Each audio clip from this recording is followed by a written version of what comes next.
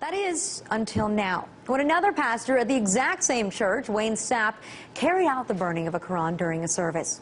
But the really crazy part of all this is that according to reports, the church held a trial, and after deliberating for about 8 minutes, it was decided that the Quran was guilty. Of what? We don't know.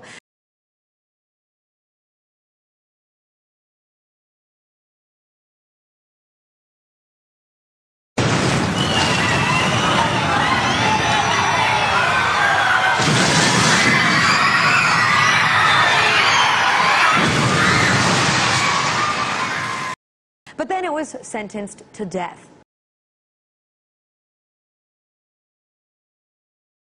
Now, Pastor Sapp then took a copy of the Quran, which had been soaking in kerosene, and then lit it on fire with a barbecue lighter. So why did the church go back on its word? Apparently, Jones had given the Muslim community a chance to defend their book, but says that he didn't receive any response. How shocking if the Muslim community didn't feel the need to explain itself to a psychopath.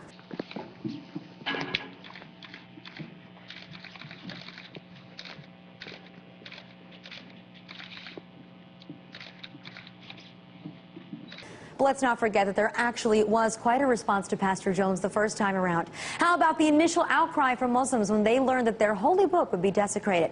People took to the streets, burning the American flag, calling out the U.S. for its obvious display of Islamophobia.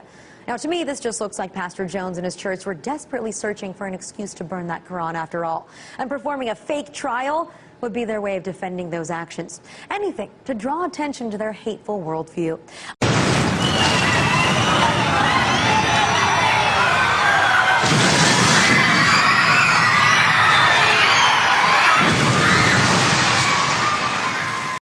Went back on his promise.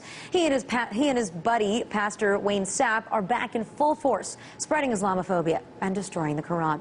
Some people, I guess, will never change. The lure of spreading hate is just too strong. And that's why we, as a country, have to fight back on that hateful intolerance of people like Terry Jones and Wayne Sapp. Not violently or by burning anything. Just say something, please. Today is the 2nd of April 2011, and a few moments ago I witnessed an absolute sham of an interview with Piers Morgan on CNN. He had a character there from CAIR, Council on American Islamic Relations, and the issue was Pastor Terry Jones, the extremist, who put the Quran on trial and then burnt it after finding it guilty. Now, Piers Morgan tended to suggest that Pastor Jones is just a bigoted extremist, and that he didn't go quite so far as to blame him 100% for the deaths of the UN workers in Kabul, but he came pretty close. Anyway, let's look at what exactly happened in that interview. Piers Morgan raises the issue with some character from CAIR. That person from CAIR responds by saying that, well, we don't really want to have a day of rage against Pastor Jones because we follow the Prophet Mohammed and his example. And his example was, for example, a story that is well known in Islamic circles. He said when the Prophet Muhammad went to the city of Taif, he was mistreated, he was stoned, he was hurt badly, and he managed to only just escape with his life. Now, at that time, supposedly, an angel came to see Muhammad and offered him the choice of getting the city destroyed. And Muhammad then allegedly said, "Oh no, we don't know what their descendants are going to be like. They might be different." Well, so much so far. That's where it pretty much ended. The man from CAIR wanted to leave the impression in the public eye that Mohammed was a peaceful, tolerant, patient bloke who never really worried about people like Terry Jones. Absolute and utter rot. What he didn't tell you was what Mohammed did after he became powerful in Medina and came back to visit the city of Taif again.